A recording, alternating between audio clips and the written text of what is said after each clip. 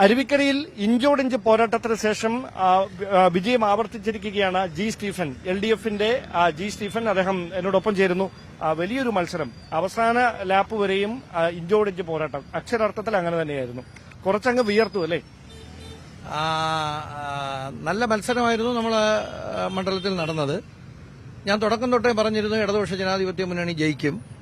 അതിന് കാരണമായി ഞാൻ പറഞ്ഞിരുന്നു രണ്ടാം പിണറായി ഗവൺമെന്റിന്റെ വികസന ക്ഷേമ പ്രവർത്തനങ്ങൾ നല്ല നിലയിൽ അരുവിക്കര മണ്ഡലത്തിൽ എത്തിക്കാൻ വേണ്ടി കഴിഞ്ഞു. കഴിഞ്ഞ പ്രാവശ്യം 15ാം നിയമസഭയിലേക്ക് ജനങ്ങൾ തെരഞ്ഞെടുത്തയച്ച MLA എന്നുള്ള നിലയിൽ ഞാൻ മണ്ഡലത്തിന്റെ സമഗ്ര വികസനത്തിന് വേണ്ടി എന്നാൽ കഴിയുന്ന എല്ലാ കാര്യങ്ങളും ചെയ്തു. സജീവമായി ജനങ്ങളോടൊപ്പം ഉണ്ടായിരുന്നു. പാർട്ടിക്ക് പൊതുവിൽ ഒരു വലിയ തിരിച്ചടിയാണ് ഉണ്ടായിരിക്കുന്നത്. സമീപകാലത്തൊന്നും അങ്ങനെ ഉണ്ടായിട്ടില്ല. പക്ഷേ അരുവിക്കരയിൽ താങ്കൾക്ക് വിജയം ആവർത്തിക്കാനും കഴിയുന്നു. അത് വ്യക്തിപരമായി താങ്കൾക്ക് ലഭിച്ച ഒരു സ്വീകാര്യത കൂടിയാണ് അവിടെ പ്രതിഫലിച്ചത്. ഇടതുപക്ഷ ജനാധിപത്യ മുന്നണിക്കുണ്ടായ തിരിച്ചടി രാഷ്ട്രീയമായി ആഴത്തിൽ ഞങ്ങൾ പരിശോധിക്കേണ്ട കാര്യമാണ്.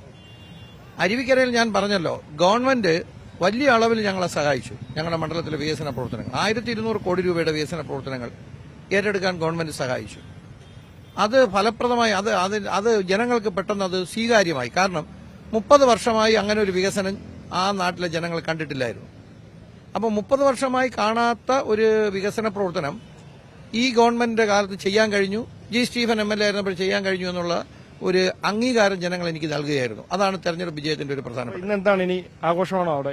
ഇല്ല, എനിക്ക് AK സെന്ററിൽ പോകണം, പാർട്ടി ജില്ലാ കമ്മിറ്റി ഓഫീസിൽ പോകണം. അത് കഴിഞ്ഞാൽ പ്രവർത്തകരെ കാണാൻ വേണ്ടി ഇന്ന് മണ്ഡലത്തിലെ പ്രധാന സെന്ററുകളിലെല്ലാം പോകും. നാളെ വോട്ടർമാരെ അഭിവാദ്യം ചെയ്യുന്നതിന് വേണ്ടി ഞങ്ങളൊരു റാലി മണ്ഡലത്തിനകത്ത് ആകെ വെച്ചിട്ടുണ്ട്.